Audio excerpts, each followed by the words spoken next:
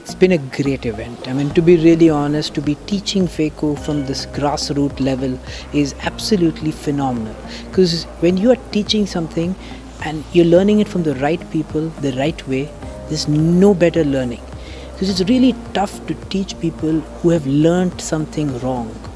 It's really important that they learn it right, and I think that the clinic has been doing something phenomenal with their teaching methods and the way that they have been, calling the right people, getting the right educational programs together.